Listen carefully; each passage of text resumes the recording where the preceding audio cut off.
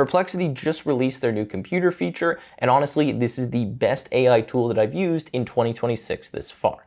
Now in this video, I want to break down what it is, explain how it compares to something like OpenClaw, and why I'm personally switching to it right now for certain tasks compared to OpenClaw. Let's get into it. Okay, so you can see the computer is running on my machine right now. All I did is just go to the website, and then I just gave it a prompt. Now the important thing here is that this computer from Perplexity can effectively do everything that OpenClaw can do, except it doesn't require any configuration on your end. You just make sure you have the max plan, which yes is $200 per month, but I do believe that they're bringing it to the pro plan soon, and you can start using it. It has skills, it can go to the web, it can write code, it can do all of the things that you would want an AI agent to do, except you don't have to manually configure it or worry about the security. So I'll go through a bunch of demos here so you can see what this is capable of, but I really do want to explain what it is and how it compares to OpenClaw, because I know a lot of you watching this channel have watched my OpenClaw videos, and you've seen that even me, as an experienced developer, can take hours to configure the instance properly, and while it's super powerful, it's definitely not beginner friendly, and it eats a massive amount of time and can also be configured incorrectly and lead to a bunch of security issues. So this effectively fixes all of that, but there are some pros and cons. Let's get into it. Okay, so there's kind of two approaches that I want to talk about in this video. First is OpenClaw, second is the Perplexity Computer.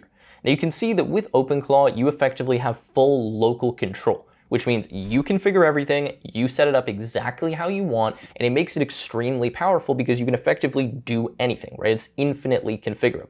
That also means you own everything, and you own the complexity and the responsibility of setting up an instance like that.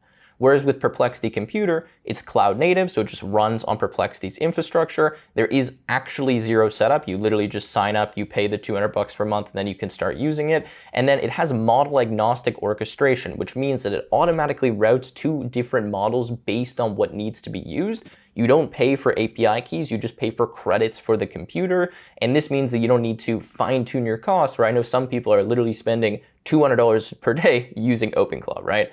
And then in general, you just describe what you want and you get the result. You might need to connect your Google Drive or something, but that's about it. And just to give you kind of an analogy here, the computer is like hiring a general contractor. You just describe what you want the finished product to be, in this case, the kitchen, and then they pick the plumber, the electrician, the tile guy, whatever, and spin up a bunch of sub-agents to accomplish the task without you really needing to do anything. So let's talk about what the computer actually is. Now, if you remember Perplexity a few years ago, they were really just doing search with AI.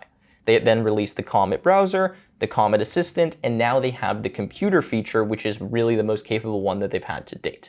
Now, effectively what this allows you to do is have model agnostic orchestration, like I said, parallel sub-agents, just like you would have inside of something like Claude Code if you were triggering them yourself, self-healing problem solving, and then an isolated compute environment, which I think is the important part here, where when you use this computer, it's essentially using a virtual private server that's already configured, where you can't configure it incorrectly because you don't have the ability to configure it, and Perplexity has set it up for you.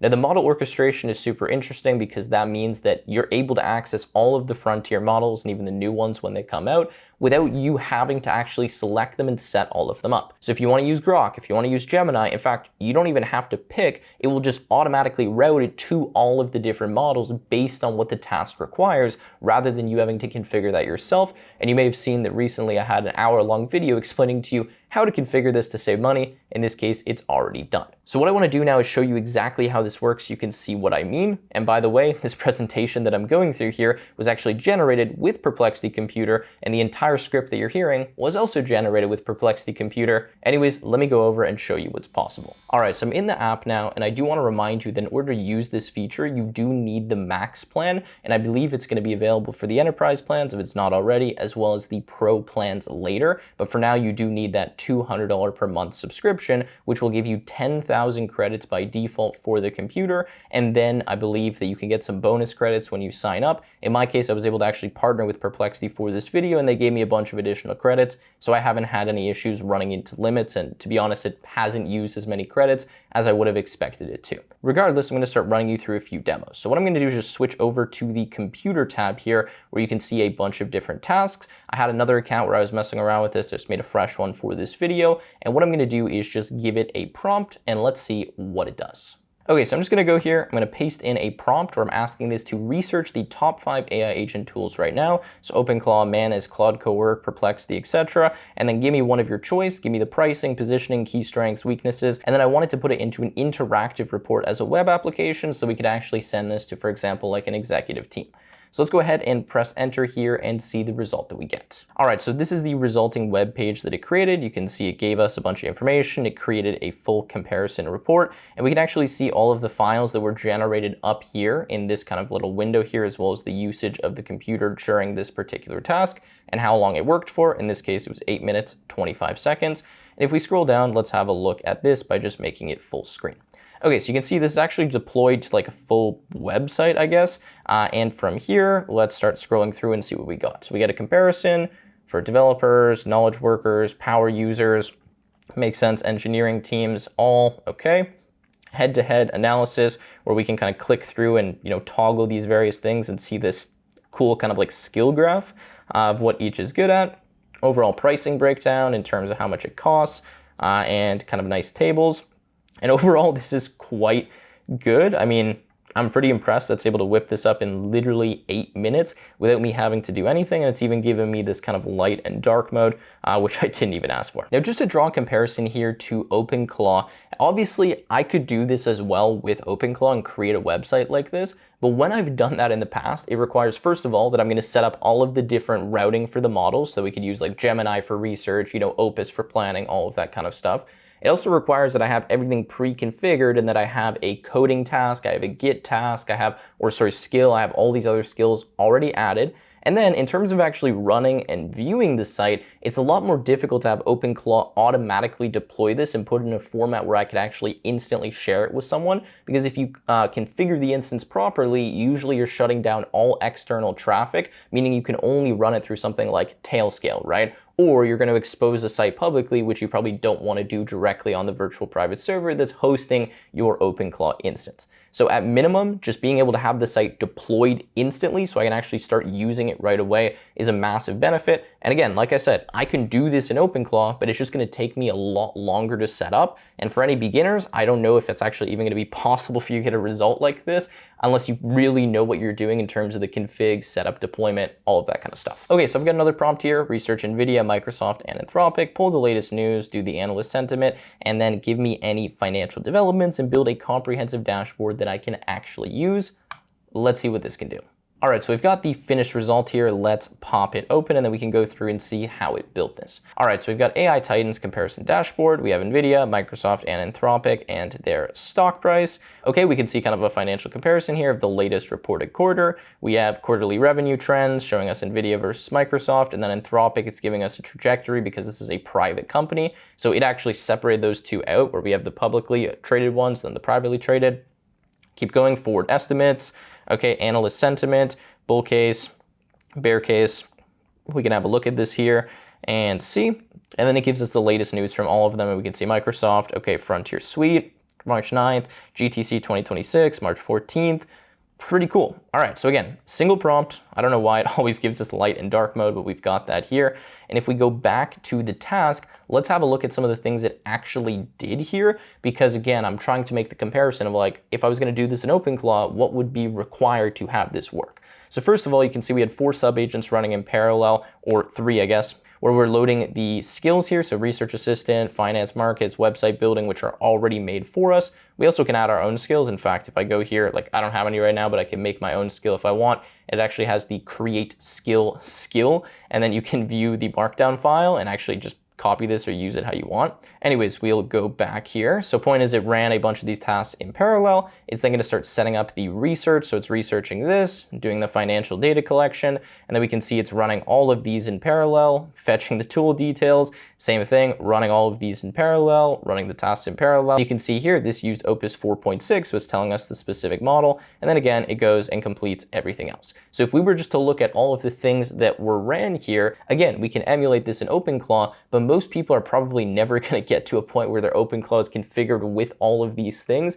and have it functioning properly. In this case, I just used it and it worked right away. And I think that's the massive benefit of this tool is that if you just want something done instantly right away without any config, you open it up and it works. If I was to try to build this in OpenClaw, again, like I mentioned, I would have to have some way of previewing the site, which is not easy. I'm probably SSHing into the instance. I'm gonna have to set up all of the model config. I'm gonna have to be a little bit more explicit in terms of what I want it to do. I'm gonna have to configure all of the skills. And even me, probably one of the top 1% users of OpenClaw right now in terms of tokens, is gonna spend, 45 minutes, 60 minutes getting this site up. We're here, let's check. This ran in 12 minutes, right, and spun everything up. And to be honest, it's probably cheaper if I do the math on the token usage pro rata than it would be if I just used, my own API key with Anthropic or something from OpenClaw.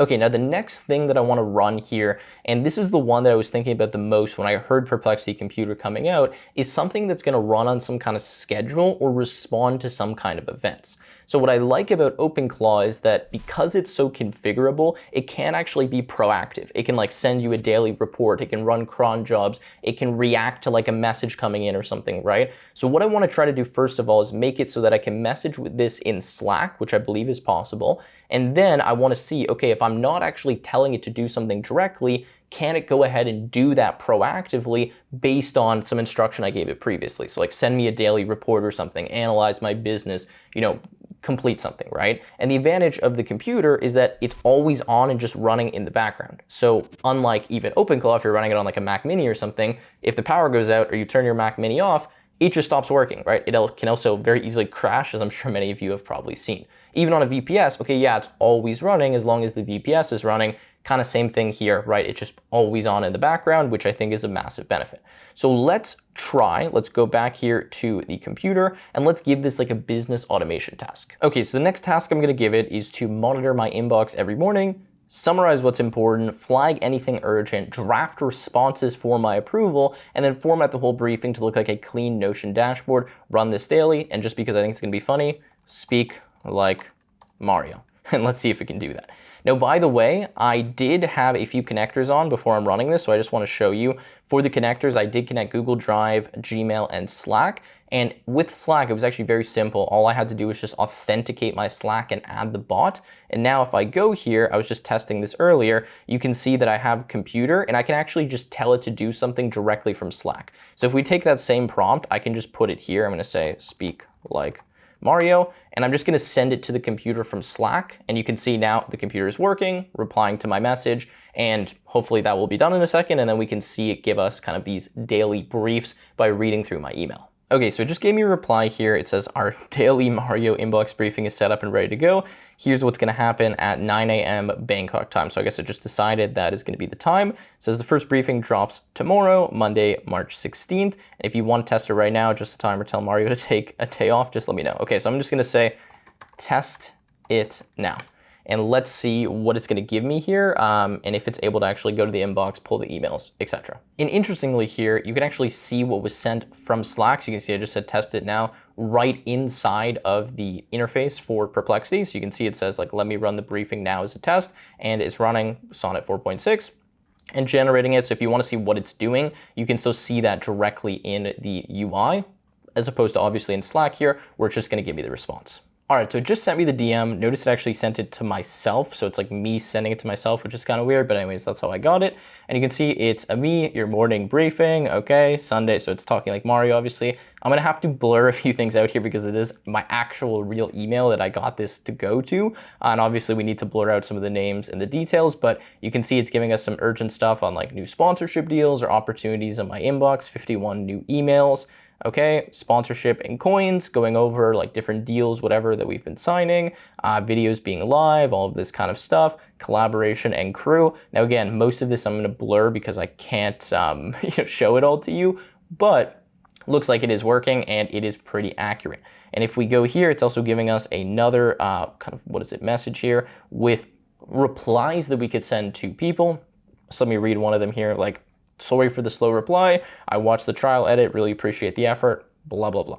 Hey, Abby, thanks for the note, etc., etc., etc. You get the idea, and we have all of that here. Cool. All right, so it works inside of Slack, giving me the daily briefing, and hopefully it will trigger again at 9 a.m. tomorrow because that's actually going to be pretty useful, and I will just leave that on. All right, so at this point, guys, let me talk about who this is actually for and when I would use this over using OpenClaw. Because the truth is, I'm not just completely ditching OpenClaw. I've been using it since it came out. I have a bunch of instances configured. They work extremely well. And while they were very time consuming to get up and running, because of how flexible it is, it's open source, it is really up to you to configure it and make it better. You can do a lot more with it, in my opinion, than you can with something purely like this because of that infinite customization. So I think for those of you that are, the top 5% of OpenClaw users, you're probably not getting rid of that tomorrow and switching over to a tool like this. You're probably going to keep using that because you're okay with the complexity, the setup, and you're confident in what you're doing, like I am, right?